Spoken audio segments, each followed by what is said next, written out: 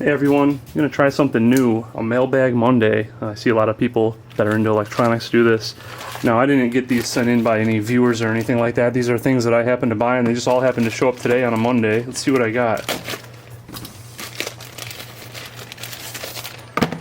Alright. I don't know what this is, but we'll find out in a second. Okay. This is a pair of Aram number 14 pliers. Very fine pliers. A little smaller than the Utica 777s, and they're also not knurled on the inside. Nice quality. I really like the Aram tools. Okay. Got another one here.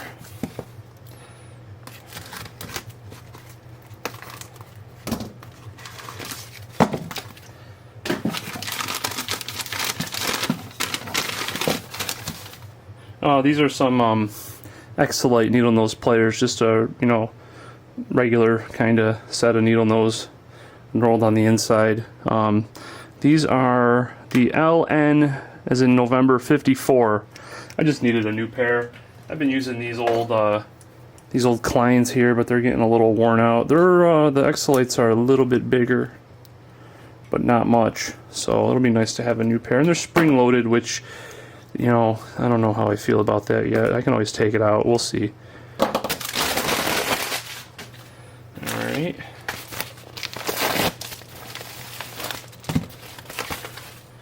You notice I'm starting to see a theme here. Let's see if I can do this without cutting what's in here. I appreciate good packaging, but sometimes it's a little too much. And got some more pliers. 2 pairs.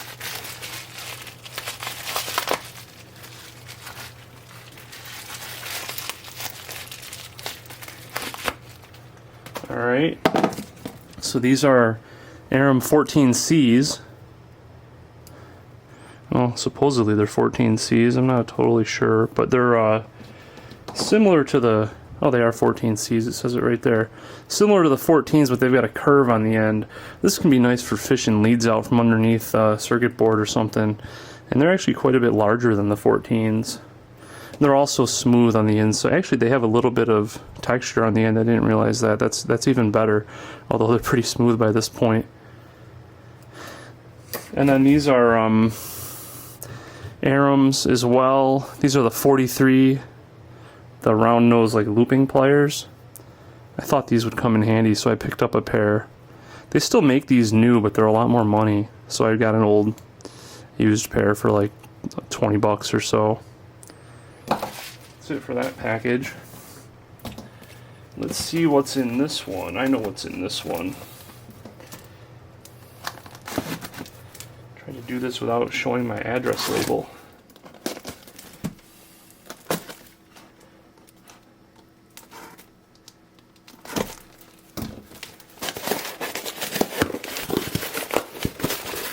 Okay, so this is a Pace foot pedal,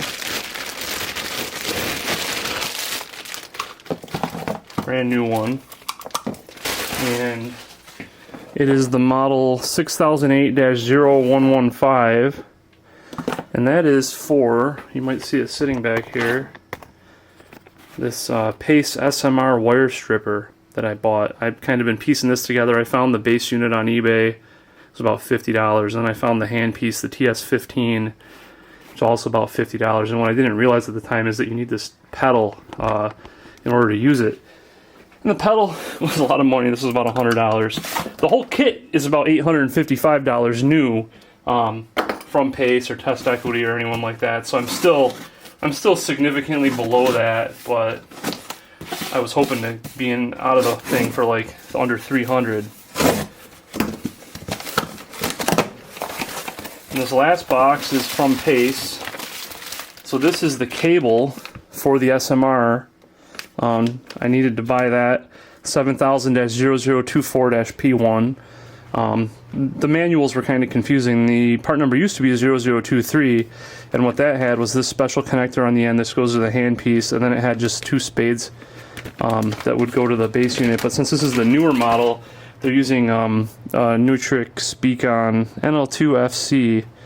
And then this end, if anyone knows what this is, let me know, because I was really hoping to make this myself. You can get this connector for like $3, but this connector, it's kind of like an RCA, but it's flush on the end. The pin is kind of flush with the end, and it's a little bit larger than an RCA. The center pin is about the same, but the outside is wider by a slight amount. You can almost fit an RCA on this handpiece, but the outer part doesn't go around it. So it's a pretty high amperage cable. It's a heavy cable because this handpiece is 2 volts, 60 watts. So this was expensive as well. This was like $130, which, you know, now I'm at around $400 for this whole thing. Got a few more goodies from Pace. Let's see. So I've got another tip for my soldering iron. This is the 1130-0013-P1, and it's actually the same 3/32 chisel that I use now, but it's not the, I use this high power one normally, which has this extra part that balloons out here. It's good for big ground planes and stuff, but the reality is I don't necessarily need that all the time, so I just got the regular one to use. Alright, got a few more things from Pace. And I bought all this, it wasn't sponsored or anything. I paid a lot of money for this stuff. Their parts aren't cheap. Okay, so these are the 1121-0960-P1. This is the blades for the stripper tool. So as you can see, these ones have cutouts for 24 to 18 gauge on them, so you can slot the wire into whichever size you want to strip. Whereas the ones that come on the tool are just smooth, so you can use them with whatever wire, but then the wire might slide back and forth. So I thought these might be worth it. I really hope so, because they were $61 for these 2 little pieces of metal. And then I got some new screws for holding them in. I have a feeling those screws might get difficult to take out with the heat cycling, and these ones were turning green for some reason, so I threw these in for a couple more bucks. Alright. Then lastly, Pace 6016-003P1. This is their component lead forming tool, which I've read some pretty bad reviews out, but there really isn't anything similar. So it's basically a little caliper. It's made out of plastic. It feels pretty cheap, but it'll be nice for bending leads precisely. And you can use these ends for wrapping, you know, loops and stuff. But it's got the indentations there for the legs, so that'll be nice. I usually bend leads by hand, but a lot of the times, you know, I have one of these old plastic, I really don't use it much, one of these plastic things, but this will be nice. You take an old resistor out, set it right in there, move it down, put the new one on, and get the exact lead spacing. It'll definitely save me time, assuming it holds together. I mean, this thing does feel like a cheap piece of garbage. But it'll do the job. All right, that's it for now. I'm gonna hook up the stuff to the SMR and test that out, and we'll maybe you know, strip a few wires here. I use these looping pliers to put these loops in this 1N4004 diode. The reason I want to do that is on a lot of vintage audio equipment, they have you add flyback diodes to either the protection relay drive circuit or to the output transistors to protect the driver transistors. And they're kind of hard to bend without having these pliers. They don't, I mean, you can do it, but they come out kind of sloppy. And a lot of the time you'll see over here, I've got an example. This isn't where it would go, but you know, there's a lot of times there's these wire wrap posts here, and you want to set that on there. And I would wrap those loops tighter before I soldered it, but to give you an idea, that's much neater than you can get it by bending it in place there. So that was the main reason I bought those. There's other instances where you're going to need to put loops in things, and these do a much nicer job than regular needle nose pliers. Alright, so now the most interesting part, the Pace SMR with the TS15 wire strippers. Got it all put together, so this plugs in here and then into the back of the unit. The foot pedal is down on the floor out of the frame. And basically you just put the wire in here. Now I put those other blades on that have the 4 cutouts for 24 down to 18 gauge wire and I'll explain the reason for that in a moment, versus the plain flat ones. And what you do is you basically press the foot pedal, put the wire in there, press the foot pedal, and wait for it to start melting, then twist it and pull it off. As far as the setting on the unit goes, you can adjust it from 1 to 20. I thought I saw somewhere to start at 5 for PVC wire, and PACE basically says you need to figure out your settings based on what your process is. So I've got a piece of solid 20 or solid 18 gauge, stranded 20 gauge PVC, and a piece of 20 gauge PTFE. We're going to try this out. I already played around with it off camera, so I have an idea on how it works. So I'm going to try to see if I can zoom in. It's going to be kind of tricky with this setup I got here, and show it in action. Let's see if I can do this with the camera. Alright, fish this foot pedal out over here. And the key to this is don't burn the insulation, you just want to melt it. If you burn it, you're going to release toxic gas. I think it's chlorine for PVC, it's the C in PVC, fluoride. And the PTFE, you can get the Teflon flue, I guess. I should turn the fume extractor on, but I know I'm not going to burn it because I've already played around with this a little bit. So I'm going to put it into the, and you can adjust the stopper here. It has a couple extra ones on here, I don't know why, I guess just spares. I'm going to put it into the appropriate slot, press down on it, press the pedal, see it kind of sink in, turn, pull. There it is. And this is the stranded wire. You can see it did not mess any of it up. It's perfect. Alright, let me get this other piece out of here. Try the solid core 18 gauge, so that's going to be the largest hole here. Press it down, see it sink in a little, twist, pull. Nice and clean. Didn't even strip any of the tin plating off. Alright, now the fun one. So that was on setting number 5 for this piece of PTFE. We're going to have to put it up to number 18. Quite a bit hotter. Let's see how this works. This one you got to dwell on it a little bit longer as well. So what did I say this is? This is 20, so the second slot there.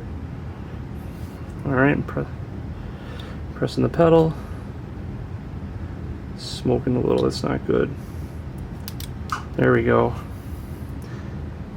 Yeah, I think that was a little hot for this one. This is actually the first time I tried the yellow jacket. I was using purple earlier. I don't think it's any different. So that one might need to go down. Let's try 17. Try it on the other side. It did work well though. It's just you don't want it to smoke. So okay, I haven't pressed the pedal yet. Alright, I'm pressing the pedal now.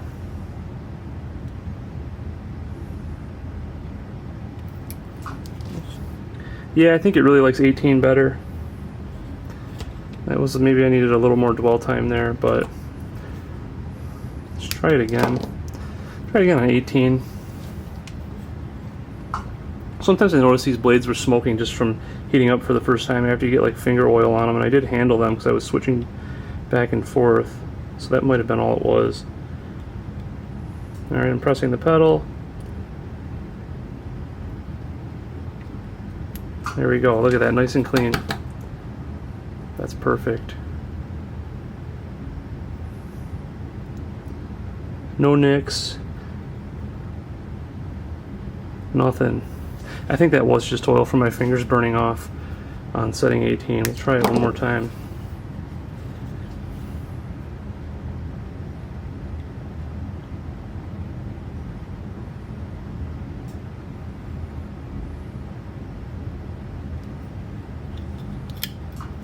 I messed that up.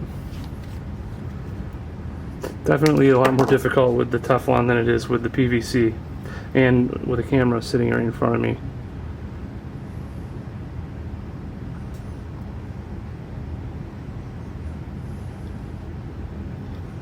There we go. Just need a little more dwell time.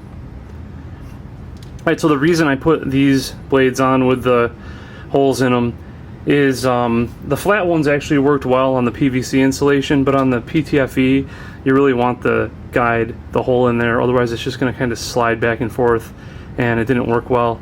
So I'm going to leave these ones on here, unless I need to do coax or something, which I doubt I'll use these for. Then I'll put the flat ones back on. So this was a worthwhile investment after all. These blades, these two blades were like $62, which is ridiculous. Pace's consumables prices are terrible. They're not really hobbyist friendly. I think they're mostly sell to the military. But I'm glad I bought those. This has all 4 sizes in it. You can get them in individuals as well, but I don't want to switch all the time. 18 to 24 covers most of what I work on.